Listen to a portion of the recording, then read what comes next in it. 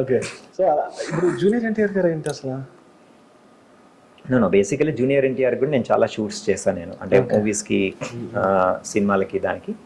So basically junior NTR గారికి ఎంత బాగా యాక్టింగ్ నాలెడ్జ్ ఉందనేది నేను కొత్తగా ఏం చెప్పాల్సిన అవసరం లేదు.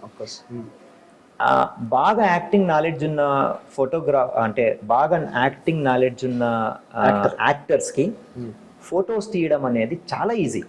ఓకే. కానీ ఫోటోగ్రాఫర్కి లైటింగ్ మీద చాలా కాన్ఫిడెన్స్ ఉండాలి. Okay. I mean to say, ఎలా అంటే బాగా యాక్టింగ్ వచ్చిన వాళ్ళు ఏం చేస్తారంటే వాళ్ళు పోజులు ఇవ్వరు. ఓకే.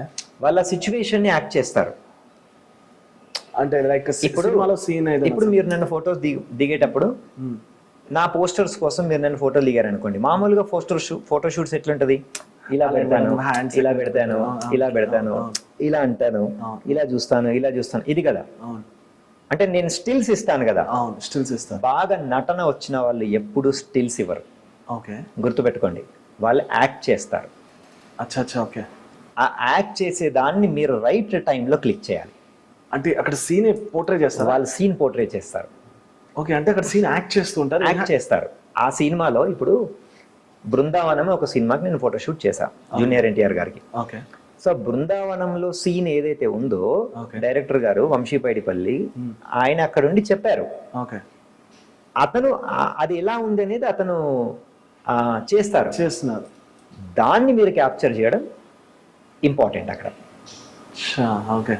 సో దానికి లైటింగ్ ఎందుకు ఇంపార్టెంట్ అంటే ఒకసారి ఇలా చూస్తారు, ఒకసారి సైడ్కి తిరుగుతారు, ఒకసారి మొత్తం టర్న్ అయిపోయి ఇలా బ్యాక్ నుంచి తిరుగుతారు.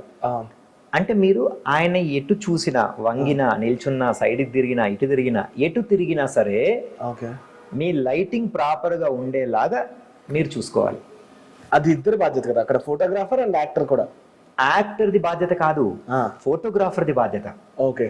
యాక్టర్ అలా చేస్తారన్న సంగతి మీరు తెలుసుకొని మీరు దానికి తగ్గట్టుగా లైటింగ్ పెట్టాలి. ఓకే. ఓకే. అలా పెట్టకపోతే మీరు ఫెయిల్ అవుతారు. సో ఇక్కడ జూనియర్ ఎన్టీఆర్ గారు ఏం చేస్తారంటే అతను ఒక్కసారి సీన్ చెప్పంగానే మీరు ఇంకా అతను నటించేసి పడేస్తాడు. దట్స్ ఇట్, అంతే. ఇంకా మీరు ఇంకా రిహార్సల్ రెండోసారి చేయడాలు, మూడోసారి చేయడం ఉండదు. ఆ ఫస్ట్ టైం చేసిన దాన్ని మీరు క్యాప్చర్ చేయగలిగితే మీకు బెస్ట్ ఫోటోస్ వస్తాయి. If you miss, you don't get it. It's your mistake. It is your mistake. As a ఫోటోగ్రాఫర్గా మీది మిస్టేక్ అయి ఉంటుంది. సో అలాంటి వాళ్ళకి ఫొటోస్ తీయడం అనేది థ్రిల్ తో కూడుకున్న ఒక థింగ్ అనమాట. సో ఆయన ఫస్ట్ టైం అది యాక్ట్ చేసి చూపించినప్పుడే మనకి బెస్ట్ అవుట్ ఆఫ్ అంతే. ఫోటోస్ దానికి తగ్గ లైటింగ్ మీరు ముందే పెట్టుకొని ఉండాలి. ఓకే.